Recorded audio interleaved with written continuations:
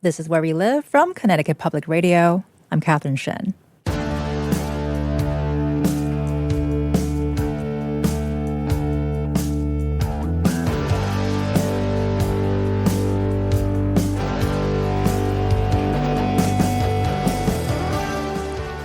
For the past 5 years, poetry lovers across the tri-state area have gathered in a picturesque garden in Ridgefield here in Connecticut for summer evenings filled with poems, music, and entertainment.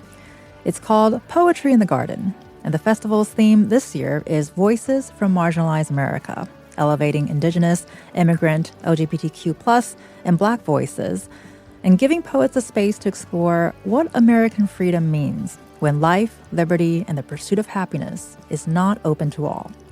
This hour, we're joined by the festival's organizer and a poet who will share their poetry in the garden in only a few days. Barb Jennis is director of Poetry in the Garden at Keeler Tavern Museum in Ridgefield. Barb was also Ridgefield's Poet Laureate Emerita from 2020 to 2023. Barb, appreciate you being here today. Oh, thank you for having us. We're delighted. And also with us is Joan Kwong Glass, diasporic and Korean-American poet, author of Daughter of Three Gone Kingdoms. Joan, we appreciate you being on the show today as well. Good morning. Thank you so much for having me. And for our listeners, we would love to hear from you. We know we have lots of poets out there. Let us know if you write any poetry, haikus. Give us a call, and we would love to share it live on air right now, 888-720-9677, or find us on Facebook and Twitter at Where We Live. So, Barb, I want to start with you today. We're talking about journeys of finding poetry. Is this something that you've always been drawn to for as long as you remember, or was there a moment later? Tell us your story. Oh, that's a long complicated question. One. It did. My love of poetry started very young. My grandmother, my mother both used to read poetry with me, and my mother and I would write poetry together before I went to school.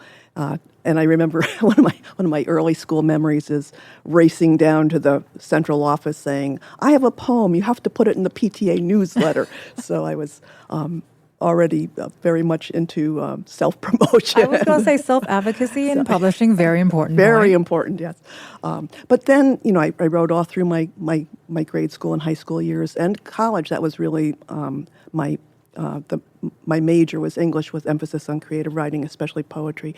But then the real world set in, and I kind of put it on the back burner for almost 40 years.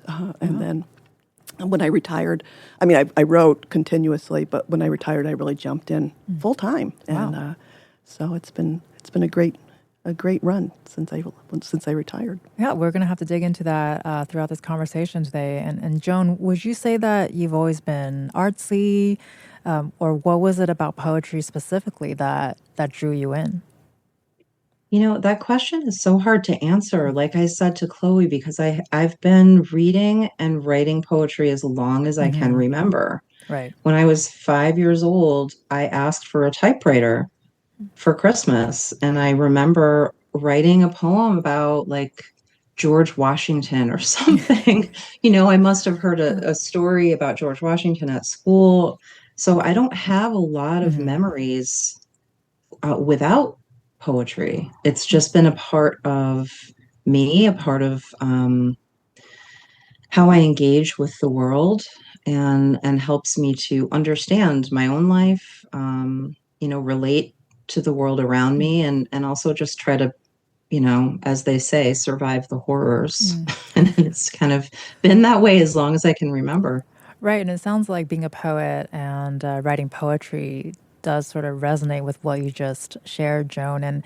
And because it sounds like the lines are very blurred between seeing yourself as a poet, you've always been in creation mode, I think.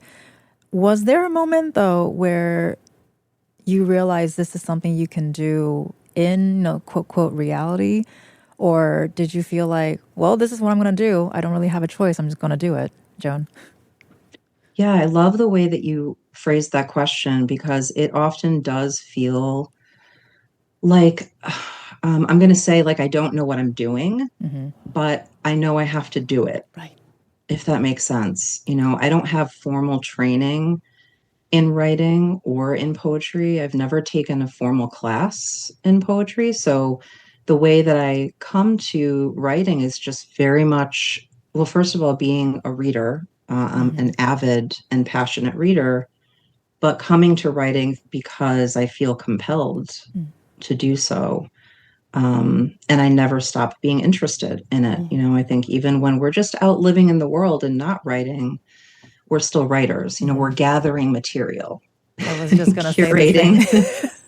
I was going to say the same thing. Everything is an inspiration or a potential. And Barb, you've been sort of nodding really hard this entire time, and want to get into too because you mentioning you took a break essentially, and you're back at this, and there's a reason. So let's get into that. Well, I've never been one to be able to do multiple things at once. I mean, I really focused on my career. I was a corporate copywriter and editor, and then eventually, 25 years later, I became a teacher. So that was really where I went back into poetry mode with my students, not just reading it, but also writing it. We had an annual slam every year with the students competing. And there were select poems that I would have the students memorize. And I still, all these years later, kids come up to me in the grocery store, well, not kids anymore, and say, Still kids for you. Yeah, exactly. They always will be. But they say, I still remember, nothing gold can stay, or the new Colossus.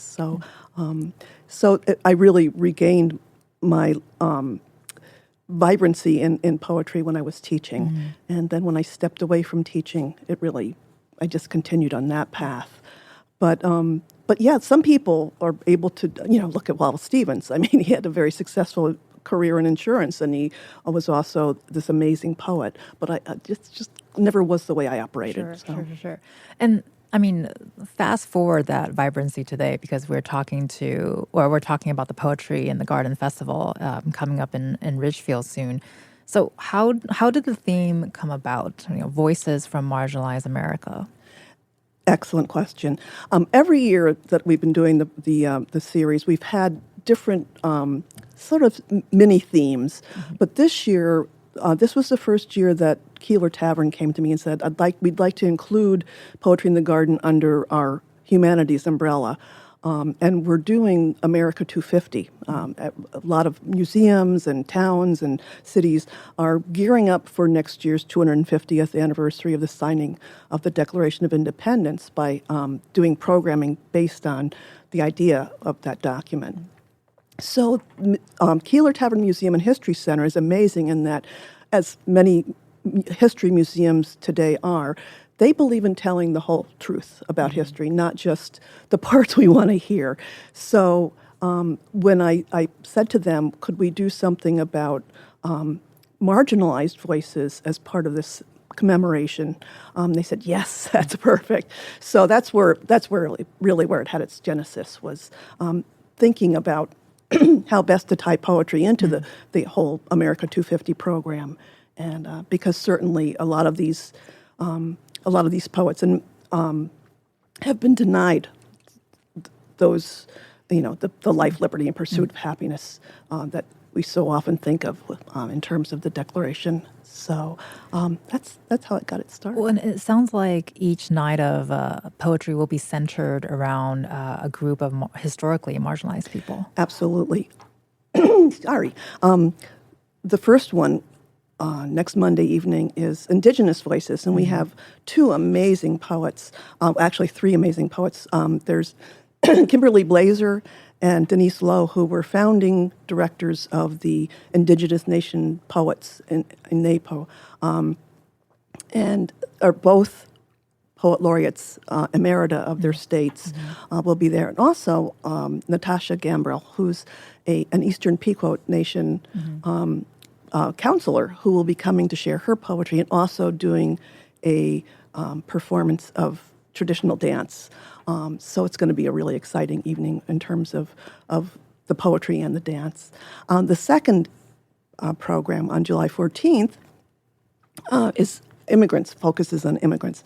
And we'll have Martina Spada, who's a National Book Award winner, who speaks beautifully. His book, especially Floaters, speaks to the issue of how we handle immigrants in America.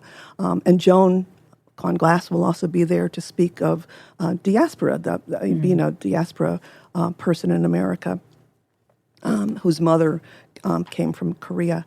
And then the third session will be the LGBTQ plus program with Mark Doty, also another National Book Award winner, and then Trace Peterson, a Connecticut poet who teaches at UConn, and then our final, and we'll have Brazilian jazz. And then on July 28th, we'll have an amazing program with Danez Smith and Mahogany L. Brown, both spoken word poets. Danez was just the finalist for the Pulitzer. Mahogany Brown is the poet in residence at Lincoln Center. And we also, I'm really very excited for that evening because we'll have the world premiere performance of Declaration, which is a poem by former U.S. Poet Laureate Tracy Smith, which is set to music, an original commission composition, and we'll have singers and other performers there. So, well, my brain is kind of exploding right now because of all the talent that's going to be in one space during this this sort of festival happening. And one of the talents is Joan. Joan, you'll be reading at this year's festival as well, part of the event's immigration or immigrant voices series. You know, what does it mean to you personally to be able to perform your work and to be one of the poets featured on that evening? Oh my goodness. It's an honor. It's a privilege. And I think anytime in this country that we get to have a voice and that there are people who are open to hearing our voices and what we have to say, that it's an opportunity to inspire thought and to hopefully move toward change in some way. So I'm actually a multiracial writer, and my mother is a Korean immigrant, as you said. I'm also half white, and so being visible has been a really interesting experience for me. It can be difficult at times because I think often we want to be able to identify someone just by looking at them, to be able to compartmentalize and decide who they are based on how they look. And that's a lot harder with people that maybe don't fit into a certain box or, fill the boxes in their own ways, whatever that means. So I'm excited to participate. It's a dream to read with Martín Espada.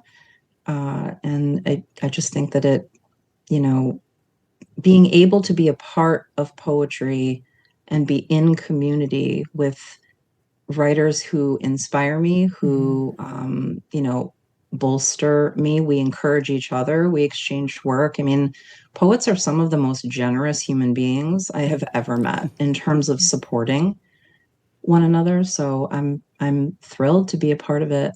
And I think it's going to be a beautiful night. Well, and I want to get into this with both of you in terms of how does a historical setting like Keeler Tavern Museum impacts the experience for you. But I kind of want to go back to Joan, what you were talking about being mixed race. It adds layers to it. And I imagine the experience is different depending on the setting that you're in. So how do you work along that processes and not sort of trip over perhaps the barriers, or because I've heard from friends anecdotally that sometimes they're overthinking it or they're thinking too much and they try to sort of leap over that barrier, but that can be difficult, I imagine. Well, I think that's the beautiful thing about art is that I'm not worrying about tripping over anything. I tend to write for myself and make the assumption that no one will read what I write. And that is the suggestion that I make to emerging writers as well, is that when you write that first draft, write it as though no one is going to read it. And then you don't have to worry about whether you think you're tripping over something or, consider what someone else might think, because in those first drafts, you don't have to worry what anyone else is thinking. All you have to do is write what you feel compelled to write. And, I think that's the most important thing for artists. So I try not to overthink. I feel it doesn't serve me, and it doesn't happen that way for me organically anyway. I tend to be very immersed in what I'm reading, immersed in what I'm writing. So the overthinking, I don't think that works very well for artists. I think we have to go with like a combination of what's happening in our gut, what we feel compelled to write, and then either taking craft into consideration and or breaking form at times. That's been a really beautiful way, for example, that Dinez Smith writes. There's a lot of form breaking. Dinez is a very experimental writer. I'm actually reading Bluff right now. Great. It's an incredible book, and I had the privilege of reading with Mahogany Brown also at the Brooklyn Poets Poetry Festival, and she's an incredible reader. Both of them are. Yeah, so don't overthink. So don't overthink. And it sounds like the most important thing is to actually get the words on the page in the first place, right? Yes, absolutely. Which, yeah, the first draft is supposed to be just getting it on the page. It's not until you go back into it you can do the edits and changes and word choice fixes and so forth. But yeah, and that's also the hardest part. I mean, because you're staring down the blank sheet when you start. But it's also, for me, increasingly the most not just challenging, but an enjoyable part, because it's expression. It's pure expression. And we tend to have to modify what we say with our voices and deciding who our audience is. And when you're writing, as Joan said, you're writing for yourself. You're not writing for an audience. It's pure voice. It's pure truth. Well, and talking about sort of the historic setting of the museum, and because we're here talking about too, in relations to celebrating America's 250th, how does that historical setting of a museum like the Keeler Tavern Museum sort of shape the experience for the poets and the audience?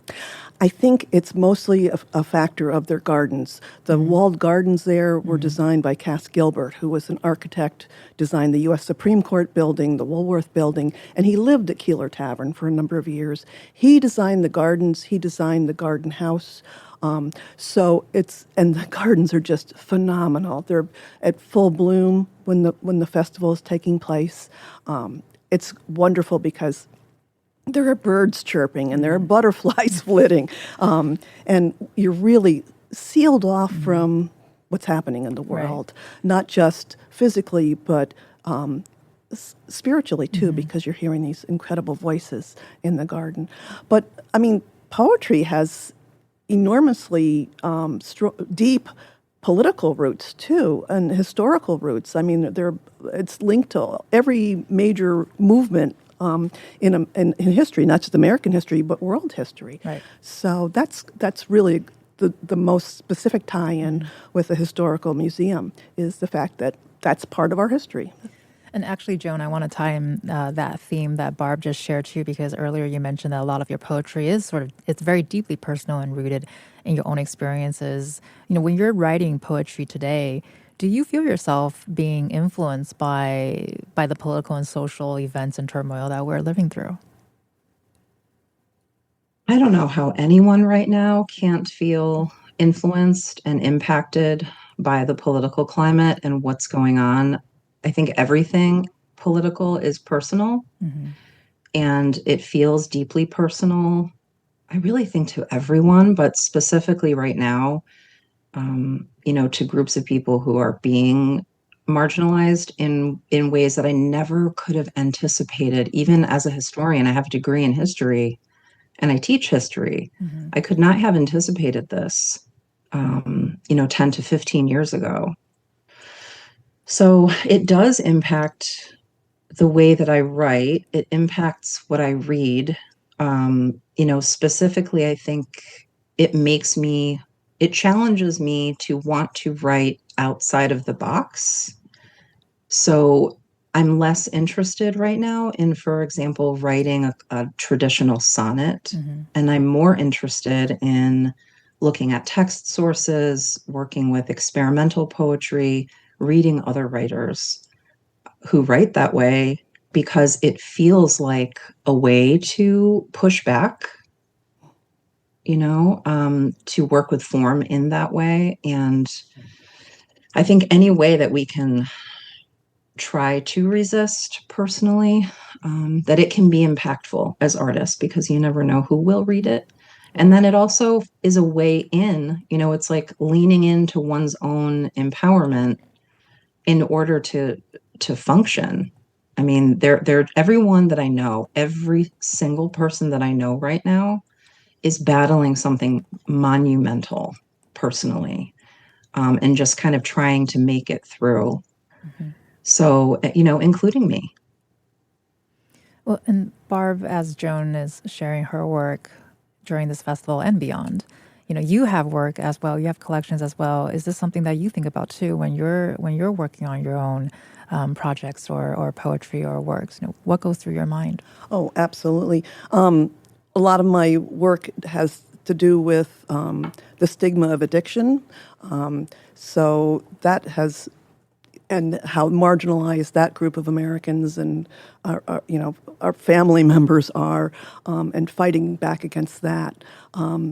I also have a collection about the death of my sister, and I think people undergoing grief are definitely living on the outskirts of everyday life because of that grief factor. It just consumes you, and so yeah.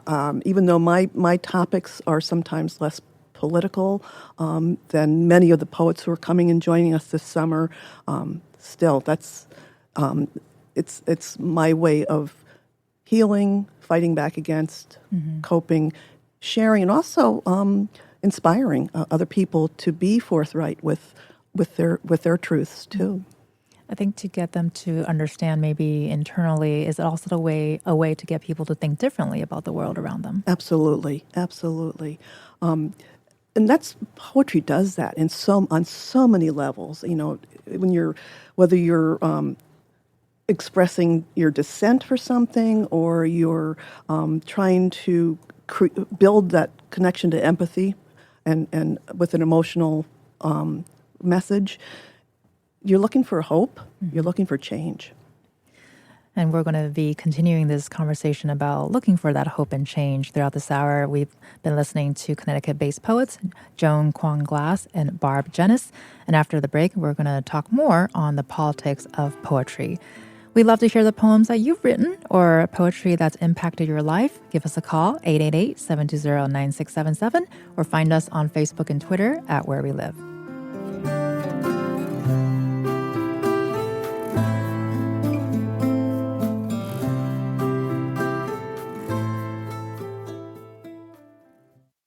This is Where We Live from Connecticut Public Radio. I'm Catherine Shen. Some of the best poetry is born in times of struggle, whether that struggle is internal or outside in the world around us. This hour, we're asking, what role can poetry play during heightened social and political unrest? We're joined by esteemed and Connecticut-based poets Joan Kwong Glass and Barb Jenis.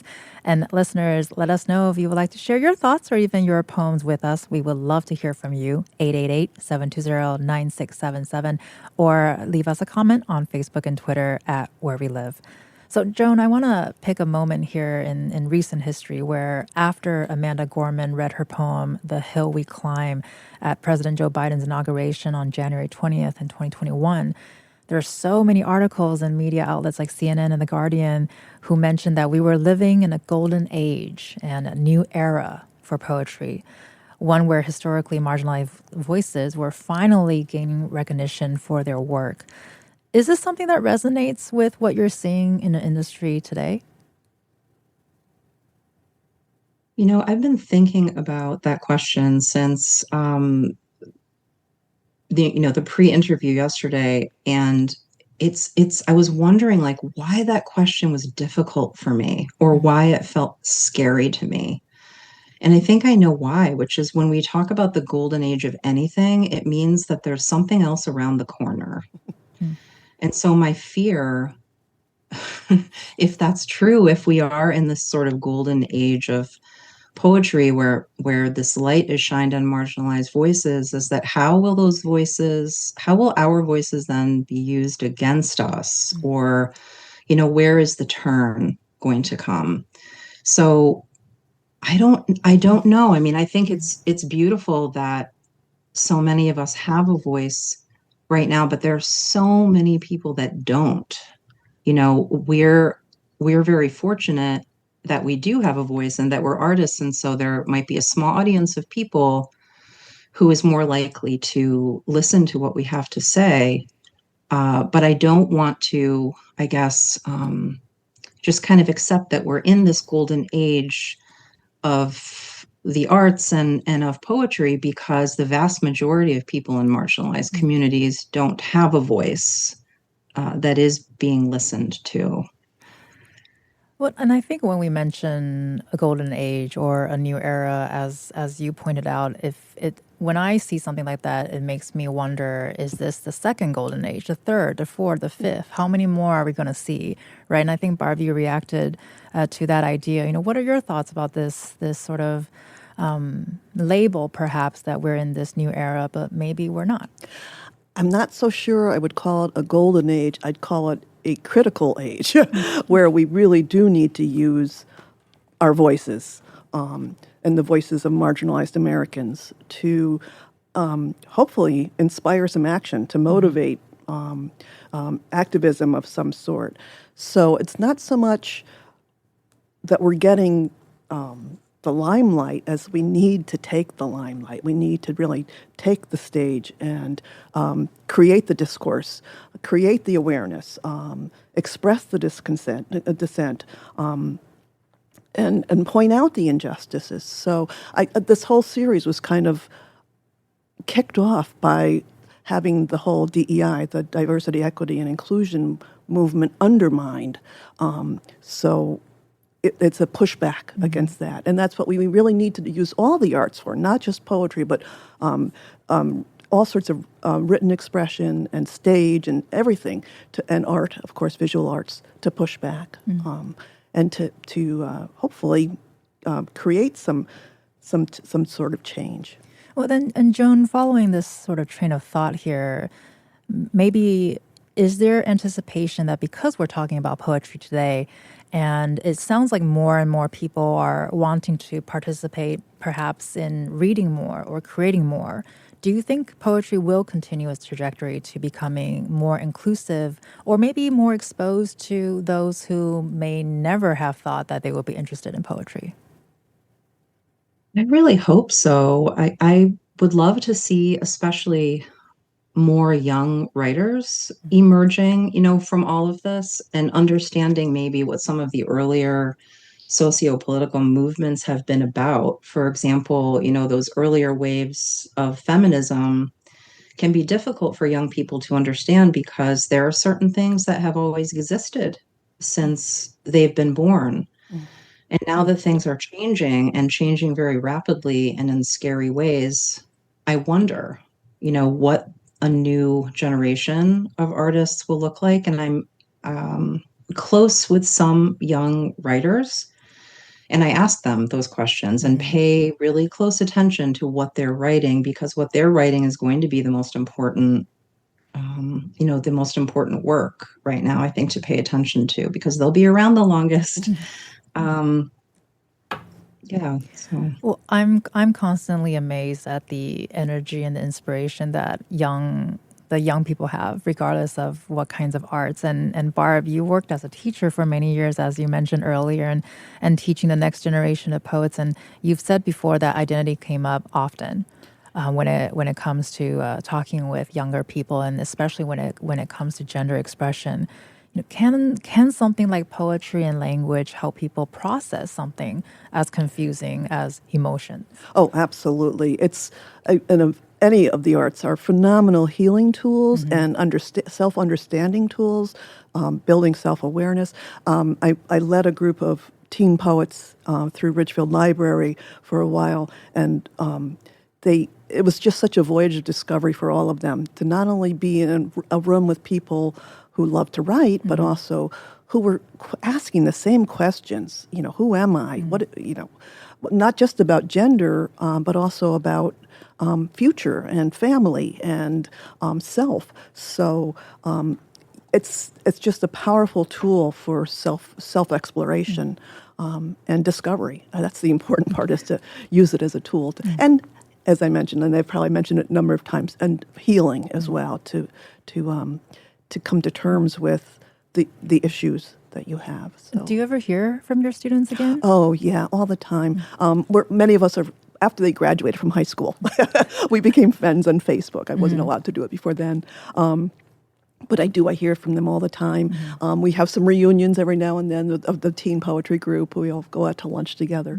And it's wonderful the way. And the other thing about having students write more is that they discover they can write. So that's, I always would get reactions of, "Whoa, I wrote a poem and it's good." So. Well, there's nothing like that kind of validation, right? Right. Well, and I love that young people like to share those experiences with you. And we have a caller calling in from Essex. Howard, you have a poem to share with us. Howard, you are on the air. Oh, hello. I'm not really a poet. I'm a rhymer. I get rhymes stuck in my head. I am a creation of myself. I don't know who I am. I'm this to you and that to him, hardly more than just a scam. I'd like to be who I'd like to be if only I could figure which one of me is the me I see within the mirror. Thank you. Well, thank you so much, Howard, for sharing that with us. We appreciate you calling in. And Barb and Joan, I think both of you were smiling when Howard was sharing his piece with us. What was going through your mind? Joan, let's go with you first. Oh, just how relatable that is. I mean, that's the other thing about poetry, is that it allows us to be as human as we are. And there really isn't anything more human than, wondering, who am I actually? Like, have I created this story about myself? Is this real? Like, what version of me am I going to show up as today? So I love that. And I also have a sort of, I don't know why, but I love poems that incorporate mirrors. So yeah, that was fun to listen to. Thank you, Howard. Yeah, and you really nailed the who am I, as we were just talking about that with Barb. What was going through your mind as we listened to Howard's piece? I was thinking, kudos to you, Howard. You rhyme. I have to sit in front of rhymezone.com whenever I'm trying to do a sonnet with rhyme. Some people, it's just a natural ability, so congratulations. I love it, especially when a rhyme doesn't feel forced. And Howard, your rhymes were very free-flowing, so congratulations. Really enjoy a rhyme. I think that just made our week. Yes. So thank you again, Howard. And Joan, you mentioned earlier that you're an avid reader of poetry. And can you talk about what role does reading other people's work or hearing other people's work play in your own evolution as a poet? I love this question so much because I really feel like it's been the most important part of my journey as a writer. I have hundreds of books. Lots of them are poetry collections. I read literary fiction. I read some nonfiction. But I really think the more that you read, your brain just sort of creates these connections between ideas and words and meaning and metaphor and imagery. And the more that you can do that, the more that you're going to be able to develop your own voice and what sort of a writer you want to be. So I have lots of friends that have, MFAs or PhDs, and this is, reading has been my way of trying to give myself that sort of education, because I am in the professional world, 40 hours a week. So I'm not a writer full-time professionally. Reading is my way in. It's my way to stay connected also to that side of me, to the writer side. Well, and before we head to break, we would love to hear the poem that you prepared to read for us today. But can you first set up for our listeners, what are we about to hear? Sure. So I'm going to read a poem called Café Atlantique. And I chose the poem because it takes place in a cafe, actually, that is in Milford, which is where I live. And I'm the former poet laureate for the city of Milford. And I wrote this poem a couple of years ago. And it was one of these strange, almost spiritual experiences because I think I wrote a pretty good draft of this poem in 20 minutes, which never happens to me. It usually takes me a very long time. But so to set up the poem for you, I am in recovery and I wrote this poem. I have, over 10 years through a 12-step fellowship that I'm a part of. And I wrote this poem because I had this moment, like a lot of us do, where I was questioning, do I really need to keep doing this? Maybe I can write a new narrative, write a new story for myself. And I decided to read it first because it's a poem about a local business that I love. They have amazing coffee, and a great vibe, but also because it's about being human. It's about loneliness and connection and self-doubt.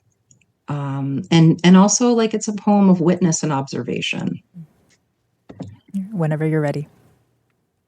Okay, here is Café Atlantique, which was published in Poetry Magazine in 2024. Café Atlantique. A whiskey truck passes by the window. Its logo says, "The crown is yours."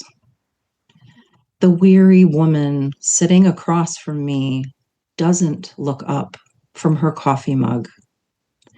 We pretend not to notice each other. It can be too much, one lonely person looking directly into the eyes of another. Last year, around this time, I watched a man walk out of the cafe, and as he stepped onto the crosswalk, a car came so close to hitting him that for a long moment, the driver and the man froze, both unsure who should move first. The longer I stay clean, the more ways the world invents to get high. Sometimes I wonder if I'm missing out, that if, in spite of the undeniable evidence, the rehabs, the annihilation, the lost years, I could somehow safely use. This time, it might be different. It's not completely out of the question. It's easy to discount how far I've come when I'm not sure I want what comes next. I've been so creative, building worlds impossible to bear without secrets. Become an expert at plotting my escape.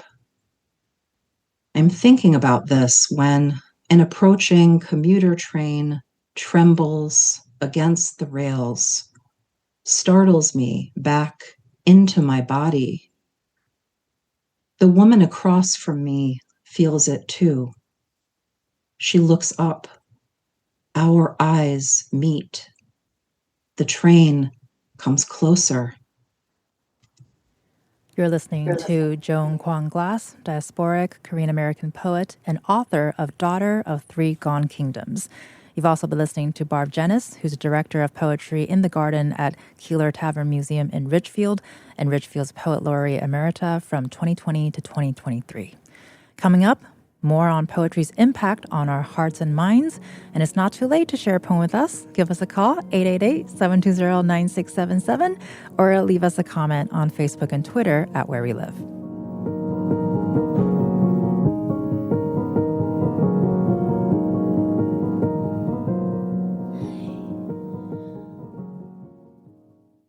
This is Where We Live from Connecticut Public Radio. I'm Catherine Shen. This hour, we're exploring what role poetry plays in times of political and social upheaval. Still with me, Connecticut poets Barb Jennis and Joan Kwan Glass. So I want to jump straight back into the poetry, Barb, as we've been talking about poetry and the Garden Festival begins in just a few days. Is there something different about the experience that your audience will have, actually witnessing poets reading their own work in person versus reading poetry off of a book page? Or what are your thoughts on that? Oh, absolutely. Poetry out loud, hearing it in the poet's voice, carries so much more meaning and also just is much more captivating in terms of hearing the emotion behind the words. That's the power of the spoken form of poetry. Always people get more out of it when they hear it out loud. And whether and it's not just true for auditory learners. Right. I mean, it's also true for visual learners and also kinesthetic learners. It's just hearing, as I said, the emotion that goes into putting those words together. Well, I mean, even coming off of the last segment with Joan reading her poem, and it really already made me appreciate that piece of work so much differently than just reading it off the page, and also hearing from a listener, our rhymer who called in earlier, Howard. That was an amazing piece to hear without knowing what he wrote, right? And so with that in mind, Joan, how do you go about deciding what to read during an event like this? I was just talking to someone about that last night, another writer, and I really try, I don't overthink it, but I do try to read something that just feels universally relatable. So I'll ask myself, is there a theme here that, anyone, any human being would be able to relate to on some level? And that's what that's what I tend to share. And Barb, you've worn so many different hats in your life, and we talked about that earlier, right? About your experience at teaching. But what does it mean to you personally to be a poet? To have that be a part of your identity, especially now that you can do that full time. Oh, well, not when I'm putting together a poetry festival. Minus that, maybe. Minus that. Well, it just means an obligation to the work as opposed to just having it be sort of secondary to the Sturm und Drang of trying to get other work done. So it's interesting. Years ago, I did a conference at Bread Loaf, and the teacher was Jericho Brown, who said, if you're a poet, you should spend 1/3 of your time writing, 1/3 of your time reading other poets, and 1/3 of your time submitting work, which is the most hated task for most poets. Right. So I guess the transition has been to fall into that pattern of I've always read a lot of poetry. I've always written occasional poems, but now I'm balancing it much more, where I'm spending a lot more time writing, a lot more time, of course, a lot of time submitting. And getting rejected. All poets know that way too well. But I guess that answers the question. Well, I mean, do you hear from people when they find out that you've always been a poet, but you became full-time later in your life? And this reminds me of a story when I was in my early 20s. I was doing a story, finding out that an artist I was interviewing, he was 65, retired, and he said, this is the time that I can do my art. And that really inspired me, realizing that life can begin then. You don't have to be successful at 22 and be a failure if you don't. Absolutely. And that doesn't just pertain to poetry. It's any passion that you have. I have so many friends who've discovered painting and dancing and all sorts of things. I don't want to sound like a representative of AARP here, but it is a real sense of freedom when you no longer have to work full time. Although I really do a lot of work in terms of teaching and workshopping with other poets. So it's a wonderful thing to have the time to do it, and the fortunately, I mean, not all poets have this either. Some sort of financial freedom to be able to do that. Sure. And I want to give you time to read a piece of your poem too. But Joan, really quickly here, does what Barb said here resonate with you too? What does poetry add to your life? Oh my gosh, poetry. I know it's all the big questions today. I know. Well, as I was listening to Barb, I was like, I just can't wait I can't wait to be able to do this, when I want, like to wake up with an idea and then just to run with it all day instead of running out the door. I'm looking forward to that day, and I cherish the times when I am able to do that, whenever that is. So poetry for me, the way that it adds to my life is I think it allows me to live my life. It allows me to function as a person with a lot of responsibility, and to do it with as much grace as I can, and to put the ugly stuff on the page. That's where the ugly thoughts go. That's where the feelings I can't quite process go. And I'm so grateful for the page. I really am. Well, sounds like a beautiful cleansing process and a lovely perspective for something for us to look forward to in the future. And Barb, you have a piece of poem that you would like to share with us. What have you brought to share with us today? Oh, well, thank you. This is a poem I wrote actually one evening after a poetry reading in the garden a couple of years ago, and it just kind of illustrates what it's like to attend a reading there. It's not a monumental work of art, but it's just a mood piece, I guess. And it's called When Poets Read Their Words Here. When poets read their words here, their words become the song of birds that kiss the garden a good night and seal the day like an envelope bearing news of truth and wonder. When poets read their words here, their words become pale butterflies that drift like prayers above our heads, linking dull earth to all that's divine, each wing beat a flit into infinity. When poets read their words here, their words become the exhaled balm of heliotrope, carried on a benevolent breeze, the last drops of atomized rain quenching all that is parched. When poets read their words here, their words become the thunder's clap, a startling call, the teacher's ruler brought down on dreaming students' desks, demanding, "Wake now, wake and know." When poets read their words here, their words become a dazzle of diamonds, fireflies that linger long after the poets have gone, to pulse a query in trembling phosphor, asking, "Did you hear? Did you hear?" Well, I want to thank you so much for reading your words here with us today. You've been listening to Barb Jennis, who's the director of Poetry in the Garden at Keeler Tavern Museum in Ridgefield. Barb, thank you so much for being on the show today. Thank you for having us. This was wonderful. You were also listening to Joan Kwon Glass, who's a Korean-American poet and author of Daughter of Three Gone Kingdoms. Joan, thank you for sharing your experience with us today as well. Thank you, and I hope to see everyone at the Keeler Tavern. Thank you both. And for our listeners who are interested, you can find the link to Ridgefield's Poetry in the Garden Festival on our website at ctpublic.org/where we live. I'm Catherine Shen. Today's show is produced by Chloe Wynn. Our technical producer is Jean Amatruda. Download Where We Live anytime on your favorite podcast app. And thank you all so much for listening.